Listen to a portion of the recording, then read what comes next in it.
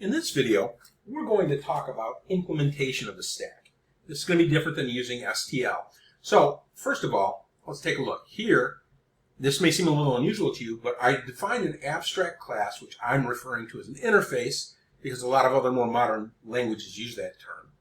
And I called it iStack for interface to a stack. And all I defined here is the public interface to that stack. We've got push, pop, top, is empty, size, and clear, and I made them virtual. And I also made this template.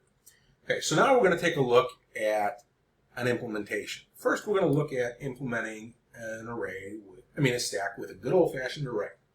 So here, because we don't know the size yet, I define the array as a pointer to a stack, pointer of type T, so we're going to make it into an array. Now here I've got my constructor. Since this is an array, I have a default capacity size of 10. So I'm going to create my initial version of the array that the stack is going to use. And of course I clean up when I'm done. Now push. When we push something on top of the data, well, first what I'm going to do is make sure I still have room. Is the size, meaning the number of elements in the array, equal to the capacity? If that is the case, then we're going to just double the size of the capacity by first multiplying our capacity by 2, allocating a new stack, moving the items over.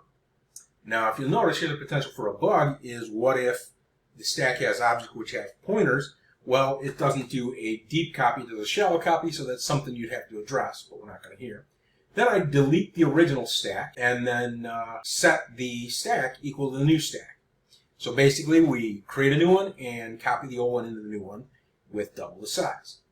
And then what I do in all cases is at the last element of the array, I insert the data and then increment the size.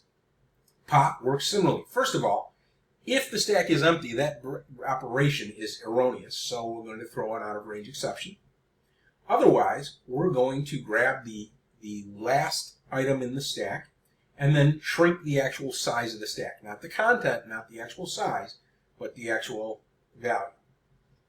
I should have named size, content, size, but that's for another day. Anyway, top works similarly, except it just returns the value. Is empty just checks the size to see if it's 0, and size just returns the size, and clear clears the stack. Now, you'll notice I implemented in this case using it inherits from my stack because I want to be able to create a common base class, which is what the interface is. You'll notice here that I implemented it using an array. Now, here's one of the beauties of a data structure where you define the interface. Let's say we took the list we made last time, and from there we defined a stack made using the same iStack interface, and then we defined the operation similarly. But here it's a little simpler because our list already has things like insert at front, pop, which is just the same, but we don't have to worry so much about the other stuff. We don't have to worry about keeping a count because our stack has its own size.